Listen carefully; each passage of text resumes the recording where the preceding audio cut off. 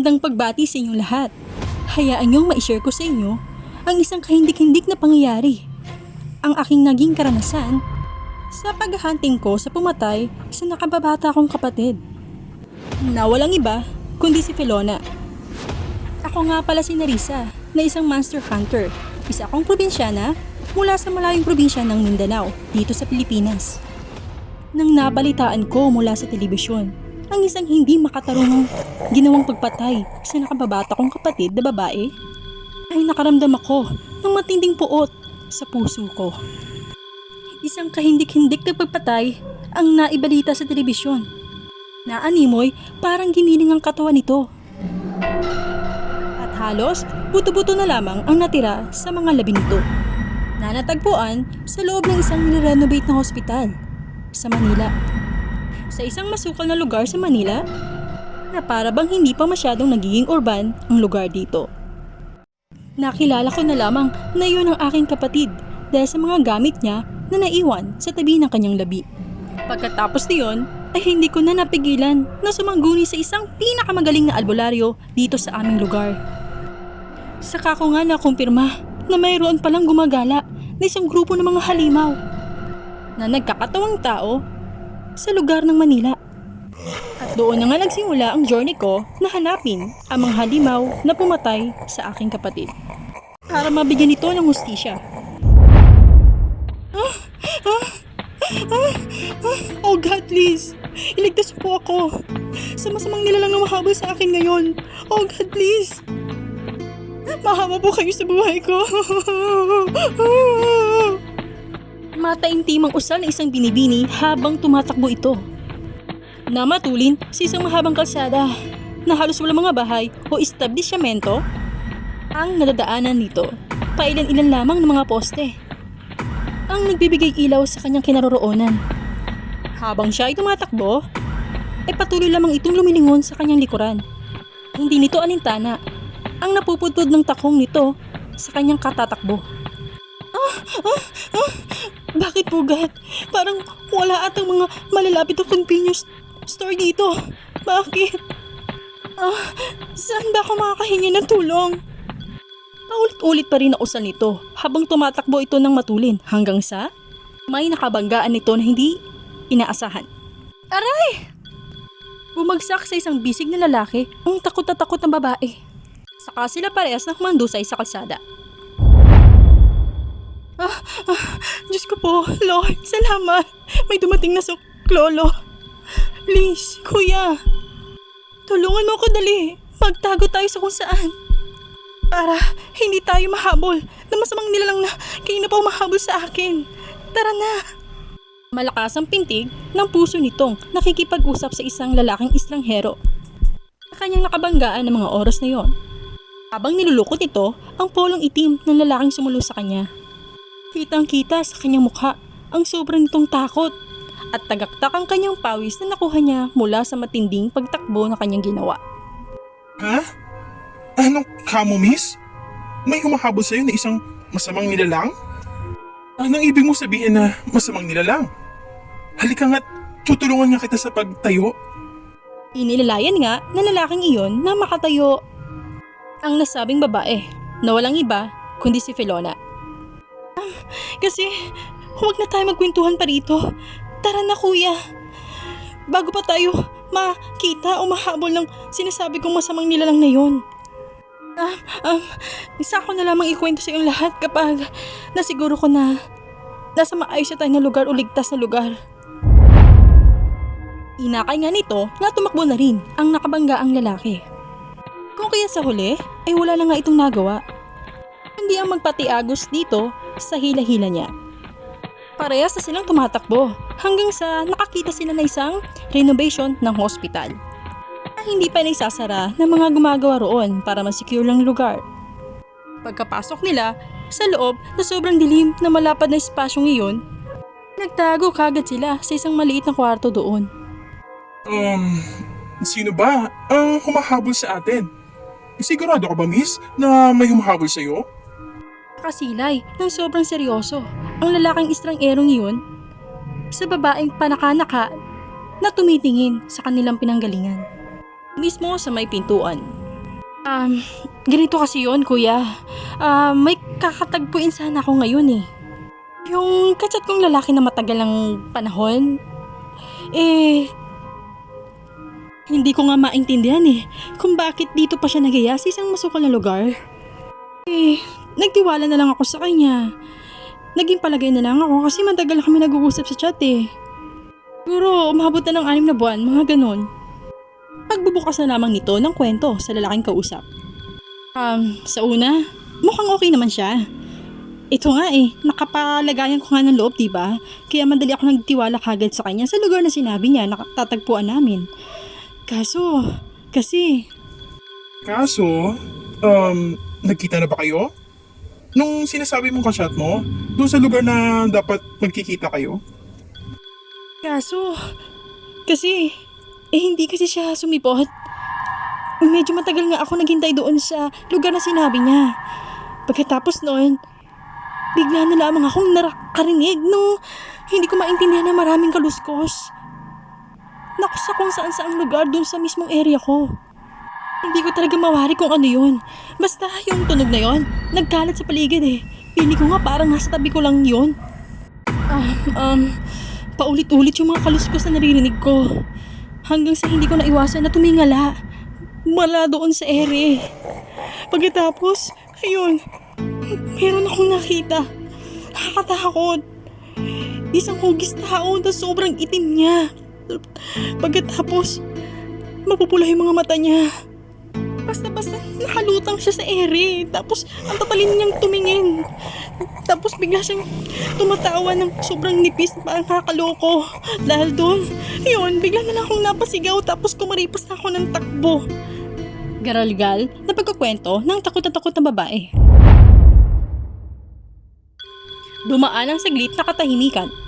Nang mapansin ng babae na para bang hindi na umimik ang lalaki na kanyang kasama ay bahagya naman itong nagtaka. Sa kanya sinubukang lumingon sa kanyang gilid. Bigla itong nawala sa kanyang tabi. Hanggang sa may biglang nagsalita na kakaibang boses. Sa kanyang likuran na nagpataas na kanyang nerbiyos. Na kanina niya pa nararamdaman.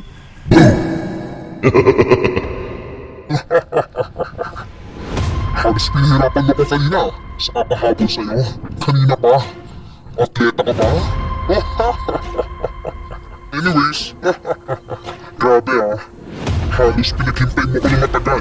6 na buwan bago ka nagpakita sa akin. Sobrang sabit na ang tiyan ko ngayon. Ang mga ngipin ko, lumalapa kita. Mailagay kita sa tiyan ko ngayon. Kakatakot na saad ng isang halimaw, na isang matangkad na hugis tao, na isang lalaki. Sobrang itim nito at matatanim ang kanyang mga mata na humahakbang paabante patungo sa babae naroon sa kanyang harapan. Ha? Ano ito? Magkasabot kayo? Nilinglang mo ako? Hayop ka? Di pala, halimaw ka rin pala. Huwag! Ha? Ano ka mo? Saka palang halimaw. Niloko mo lang pala ako para mahulog sa bitag mo. Maawa kayo sa akin. Maawa kayo. Huwag kayong lumapit. Maawa na kayo. Gusto ko pang mabuhay.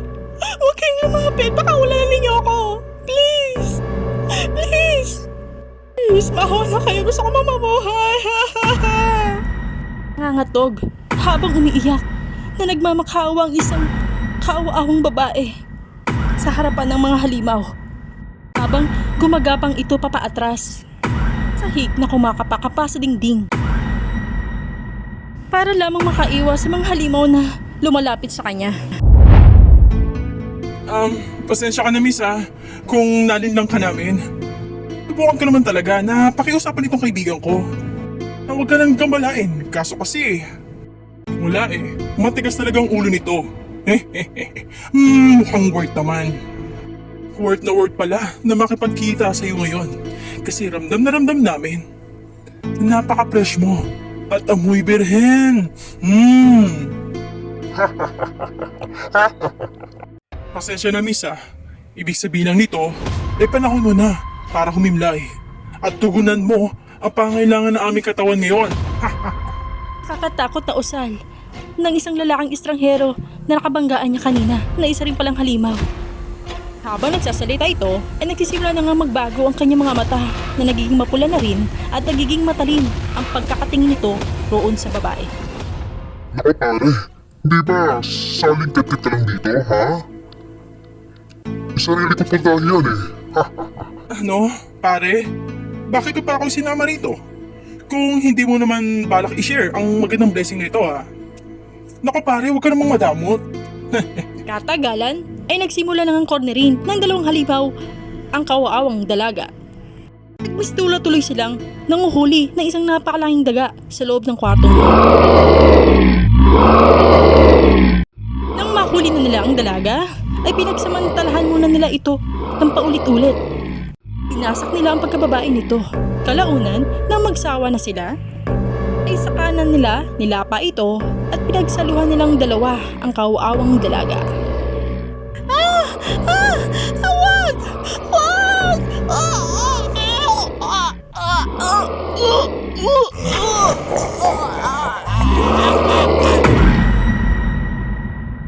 Pagkalipas ng sandali,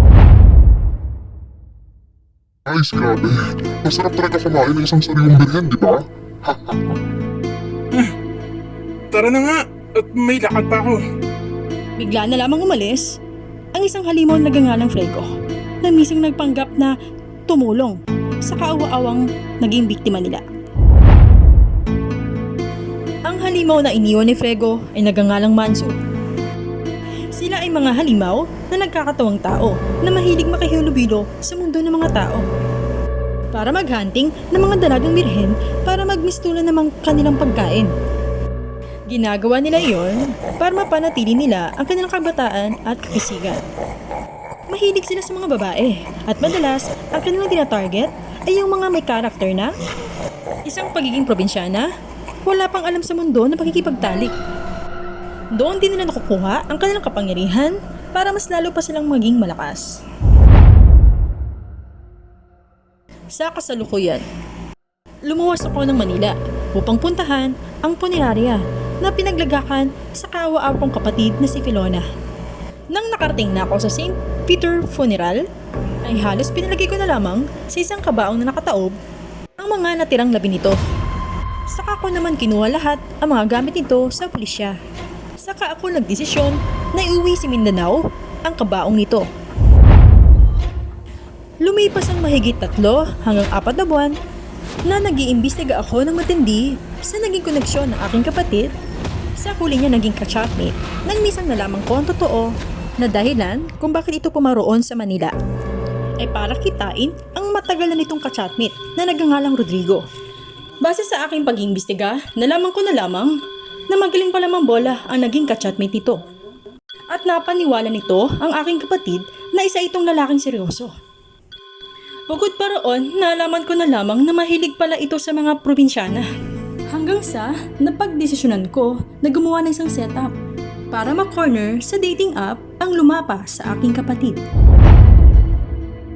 Sa kabilang banda, patuloy lamang akong nakakabalita ng patuloy na karumal-dumal na pagpatay at paglapa sa telebisyon. Sa iba't ibang parte ng Manila, kadalasan, ang ilan sa kanila ay mga bata pa at mga walang muwang. Sila mga mababait na anak sa kanilang mga magulang. Mga babae nagsisimula pa lamang na magdalaga at nabanggit din sa balita na ang ilan sa kanila ay halos wala pang gaanong experience pagdating sa love life. Sa aking pagtsatsaga na makipag-eyeball sa lahat ng mga nakikilala ko sa dating app, ay halos bigo na akong makilala ang lumapa sa aking kapatid. Halos ibenta ko na nga ang aking sarili sa lahat ng dating app na sinasalihan ko. Hanggang isang gabi, ang kasalukuyang lalaki na ka-eyeball ko ay biglang nagaya misan sa isang disco bar. Hindi na nga ako nagdalawang isip pa na sumama roon. Sa aking kabisihan na makipagsayaw sa lalaking ka-eyeball ko, ay may nahagip ang aking mga mata na isang pamilyar na mukha. Biglang nag-flash sa aking isipan ang isang nakatagong litrato sa isang phone ng aking namayapang kapatid ng video call nito sa kanyang lalaking huling naka-chatmate. Sinimplihan palang kunan ng aking namayapang kapatid ng maraming litrato ang kanyang video call sa kanyang ka-chatmate na nakatago roon sa isa niyang cellphone na naiwan niya sa Mindanao bago ito nagtungo sa Manila para sa kanyang eyeball. Sa wakas, nahanap na rin kita. Tahimik ko na lamang nausal sa aking sarili nang makilala ko ang killer ng kapatid ko. Sa kabilang banda, hindi ko naiwasang tumingin ng matalim sa lalaking nakikipagsayaw sa ibang babae na sobrang saya sa gitna ng disco bar. Pagkalipas pa ng ilang sandali, nakita ko na lamang ang aking sarili na iniwanan ko na ang kasalukuyan kong ka-eyeball na lalaki at pinuntahan ko ang kinaroonan ng lalaking target ko. Sakto, habang naglalakad ako ay palakad na rin pala ang lalaking target ko patungo sa aking nilalakaran. Matapos nito makipagsayaw sa kanyang kasamang babae. Saka ko naman siya sinadyang banggain at tapunan ng hawak-hawak ko na isang kalahating baso ng red wine. Pagkatapos ng pangyayaring yon, ay! Diyos mio sir, sorry po. Sorry po talaga. Hindi ko talaga sinasadya na natapunan pala kayo ng iniinom ko. Sorry po talaga. Hindi ko napansin na dumaan pala kayo. Siguro, dala lang po ito ng hilo ko. Kasi hindi po ako sanay na uminom ng ganitong klase ng inumin eh. Wala po kasing ganyan sa probinsya namin, sir. Pasensya na po talaga. Umarte na lang ako ng todo para makuha ang kanyang atensyon. It's alright, darling. Okay lang. Matutuyo naman yan mamaya eh. Oh, di ka ba taga rito? Nasaan ang kasama mo? Ha? Yun na nga sir eh. Iniwan na ata ako ng ka-eyeball ko. Namboringan na ata sa akin kasi first time ko po na magpunta sa ganitong lugar. Nakasiwa na nga ako rito sa lugar na to sir eh. Wala eh. Dito kasi gusto ng ka-meet up ko na magkita raw kami. Habang nagsasalita ako, sumingit naman ang kanyang babaeng kasama. Hey, honey! Akala ko ba, aalis na tayo sa lugar na to? Hindi ba may pupuntahan pa tayo? Pwede ba? Iwanan na kaya natin yung babaeng yan? Bigla ko na lamang naisip na siya pala ang bagong prospect niya. Miss, umalis ka na habang may chance pa na mabuhay ka. Ha? Sige na ho sir, mukhang naabala ko na kayo. Bumalik po yung ka-eyeball ko. Kasi first time kong pumunta dito sa Manila eh. Wala po akong kaalam-alam dito. Wait. Maaari ka sumama sa amin. It's okay, sweetie. Huwag mo na asahan yung naiwan niyo. Kasi feeling ko hindi ka babalik yun. Sakto kasi wala rin makasama ang isang kong friend. Pwede mo siya samahan para hindi sayang ang pagpunta mo rito sa Maynila. What? Akala ko ba, dalawa lang tayo nga alis. May kasama ka rin palang friend mo? Bakit hindi mo muna sinabi sa akin kanina? Chill lang, sweetheart. Kaka-message niya lang sa akin ngayon. Nagpunta siya rito ngayon. Ikaw pa rin naman ang kadate ko. Di bale, para tulungan ko yung friend ko na magkaroon ng kadate mamaya. Hindi ba? O ano, ayos ba? Pagkaraan nilang sandali, Hey, bro! Paris na kayo? Ang daya mo naman. Kadarating ko lang, lalayasan mo na ako. ay isang lalaki ang biglang sumulpot mula sa likuran ko. Hindi naman, brother. Sama ka na sa amin. Sakto. Ay kadate ka na. By the way, miss, what's your name pala? This is my friend, Tyron. Hi to all of you. Ako nga pala si Yesa. Nagiba ako ng aking pangalan para maitago ko ang totoong identity ko para sa undercover na ginagawa ko. Hi, Miss Yesa. By the way, I'm Tyron. Nice to meet you. Iniabot nga ng bagong lalaking dating ang kanang kamay nito sa akin para makipag-shake hands. Nice to meet you, sir. Sa inyo ring dalawa. Oh, I did not interrupt, am I? I'm also Brian, and this is Miss Sherry, kadate ko. Napansin ko na nagpalit pala ito ng kanyang pangalan dahil sa kanyang pagbabalat kayo. So, ayan nakakilala na tayo lahat. Shall we go? Libat tayo sa ibang lugar para man mas makaroon na tayong bonding isa't isa. Tama ba, Tyron? Napansin ko na habang nagsasalita ang nagpakilalang Brian ay bigla itong sumilay ng nakaloloko sa kanyang kaibigan na si Tyrone. Pagkaraan ng ilang oras ay kasalukuyan na nga kaming nagbabiyahe. Hanggang sa napansin ko na parang lumiko kami ng ibang daan na isang masukal na lugar. Lahat kami ay nakasakay sa sasakyang kulay itim na Toyota na pagmamay-ari ng pangalang Brian. Wait lang, honey. Bakit dito tayo lumiko? Parang wala na akong napapansin ng mga bahay ah. Ang weird naman dito. Feeling ko, nakakatakot ang lugar dito. Biglang sabat ng babaeng katabi ni Brian sa unang upuan. Relax ka lang, honey. Malapit na. Malapit na tayo. Pagkalipas pa ng ilang sandali, Oops! Sandali lang. Mukhang naubusan tayo ng gas. Really, honey? Ayaw na umandar ng sasakyan. Sige lang. I-try mo na i-try. Baka gumana na yan. Ano, pare? Bad trip ko naman oh. Bakit dito pa sa lugar na to? Ano nang gagawin natin ngayon? Tapos naman, grabe. Bakit dito pa sa lugar na to? Nakita mo ba? Sobrang dilim dito. Halos nakakabahay-bahay dito eh oh. Nakakatakot. Honey.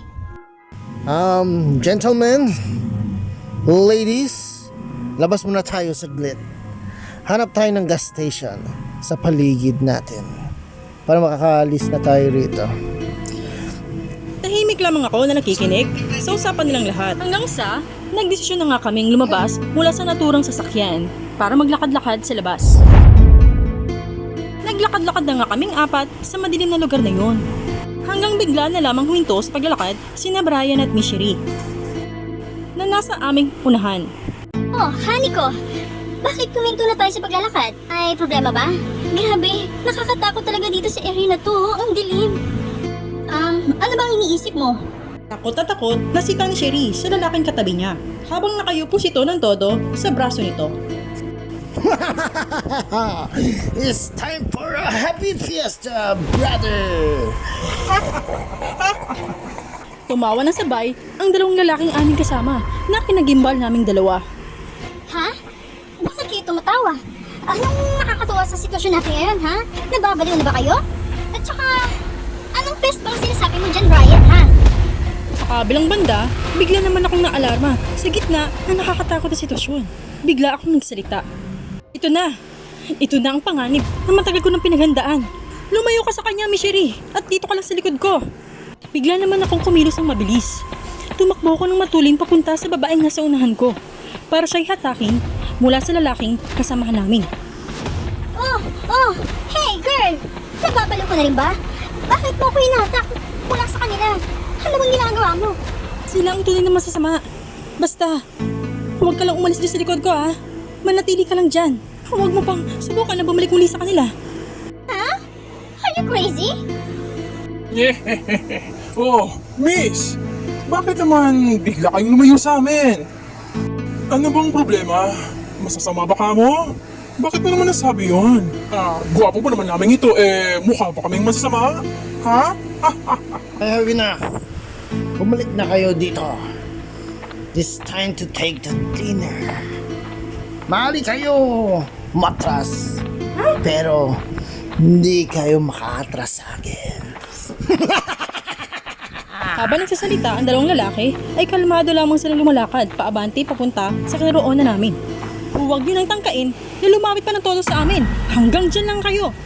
Pagkatapos ko magsalita, ay bigla ko na lamang dinukot mula sa aking backpack sa likod ang dalawang katana kong espada. Naku po, Diyos mo ya, girl. Bakit may mga weapon kang dala? Sa kanila ba dapat ako matakot o sa'yo? Basta, magtiwala ka lang sa akin, Miss Cherie. Masasama talaga sila. Nanonood ka ba ng balita? Hindi mo ba alam na yung mga kasamahan nating lalaki ngayon, sila yung mga halimaw na gumagala sa buong kamayalaan at pumapatay ng mga kababaihan? Naku, paano na yun, girl? Ano gagawin natin? Sigurado ka ba na alam yung ginagawa mo? Mukhang magbabalat muna tayo ng katawan sa mga oras na to, brother ko medyo kakaiba pala itong babaeng nakuha mo. Saan mo ba ito nakuha, brother ko? Habang nagsasalita ang dalawang lalaki, ay sumasabay na rin ang pagbabago ng kanilang anyo sa kanilang harapan. Lalo lamang silang lumalaki at nagiging sobrang itim na ang kulay ng kanilang mga balat. Naging sobrang pula na rin ang kanilang mga mata at tumatanim lalo ang kanilang mga kuko at ngipin hanggang sa tuluyan na nga sila nag-transform bilang isang mga nakakatakot na halimaw.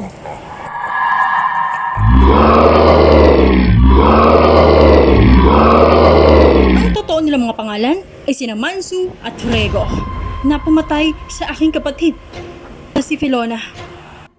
Ano nga yung sinabi mo, brother? Oo nga pala, kaya nga eh. Bigla na lamang kasi yan kanina sumulpot sa loob ng bar.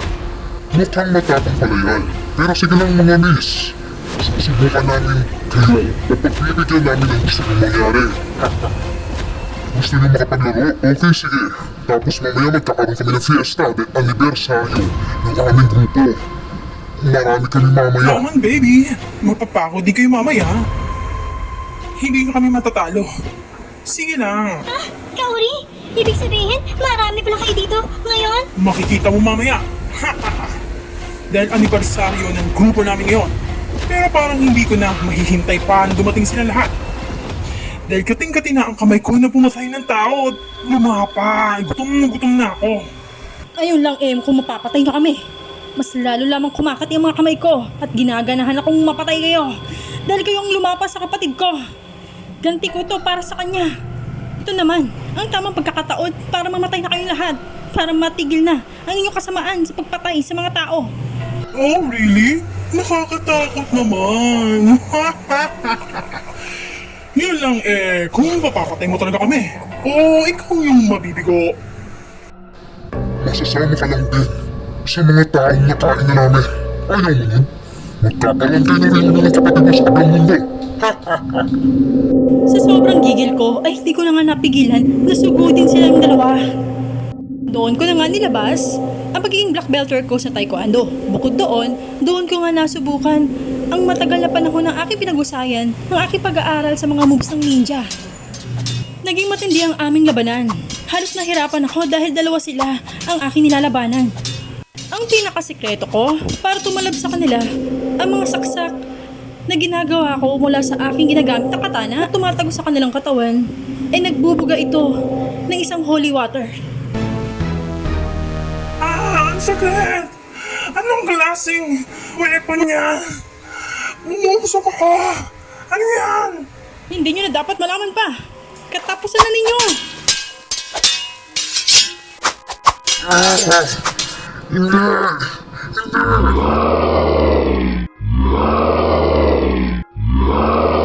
Kalaunan, mas napatunayan ko na mas nanaig pa rin ang kabutihan laban sa kasamaan. Sa huli, ay nagawa ko na nga silang mapatay.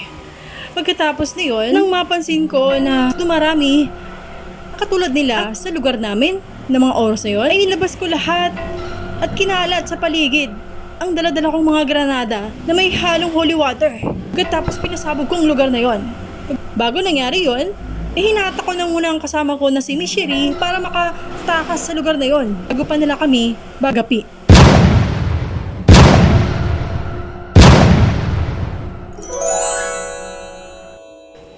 Lumawa ang liwayway na iyon kinabukasan. Nahawak-hawak ko na ang tagumpay. Sa wakas, nabigyan ko na ng katarungan ang pagkamatay ng aking kaawa-awang kapatid na si Filona. Nabigay ko na rin ang tamang hustisya para sa kanyang naging kamatayan. At dito na nga nagtatapos ang kakaiba kong storya ng aking naging journey kung paano nga ba ako naghanap ng katarungan para mapatay lahat ng halimaw na nagasik ng lagim sa lugar ng kamay nilaan.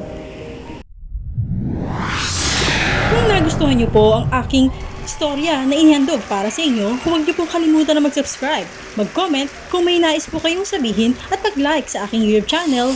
Hanggang sa sunod pong muli, have a good day!